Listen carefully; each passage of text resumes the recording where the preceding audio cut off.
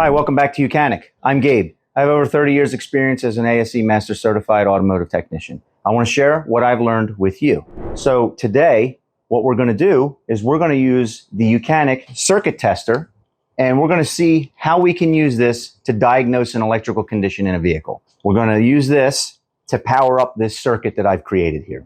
Now, this tool, available on our website, it's about $35. What this will do is it will not only allow you to check to see if you have power or ground on a circuit, but it will actually allow you to send current into a circuit with this rocker switch, positive or negative current through this tip. If you probe a circuit in your vehicle, you can actually send that current in there to test something to see if something's working, whether it's a bulb or a window motor or something like that. You can power that circuit with this tool, and we're going to show you how that works. Unlike a test light will only show you if there's power or ground on a circuit, depending on how you have it connected.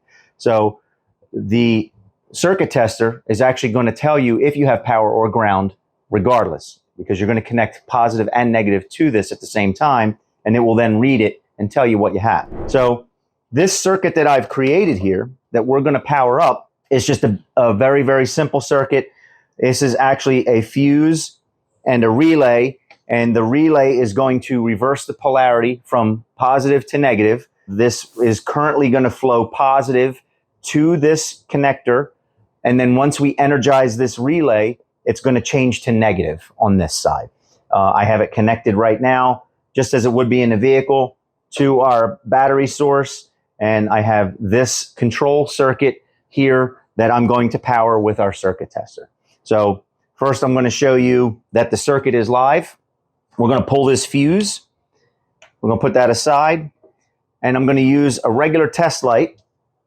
We're going to hook it up to our negative, which would be our ground side, and we're going to test the fuse input from the battery source.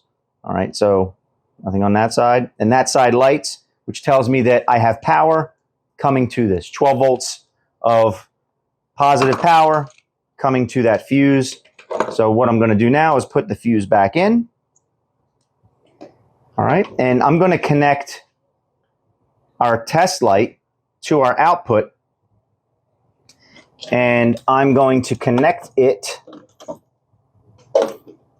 to show you that this actually changes. Now, currently, we are outputting 12 volts positive to that. I've connected it to ground. I'm going to connect it to the positive side here, and what we're going to do is power this relay up, and we're going to change that over to negative. So I'm going to take our test leads here from our circuit tester, and I'm going to connect them to our power source directly. All right, and this immediately turned on. Now, it is reading 12.4 volts. This is what our current power supply is that's connected to this. So what I do is connect this to our circuit and check and see what we're trying to put out. All right, now what I'm going to do is I'm going to probe this, and it lights up red for positive. So there's 12 volts positive there. Now, I'm going to check our ground, and that should turn green, and it does. So I have negative there. That's our ground. So what I want to do is I want to take our control circuit. I have one half of it connected to the positive side right now. I want to control this relay, so I have to complete that circuit by putting negative to this. So I'm going to take it, and I'm going to hit negative, and it just changes the relay polarity. And we've just controlled that circuit. So now if I had a condition in my car where I didn't know if this relay was good, I could take the relay out,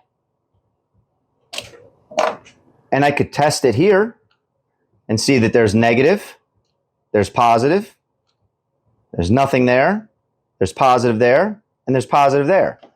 And I could get a wiring diagram, and I could follow the pin out on the relay, and I could diagnose it that way.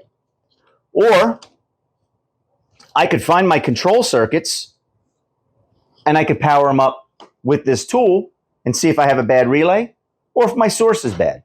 A lot of quick checks you can do with this tool. It's great for finding if you have a wiring issue and you back probe a connector.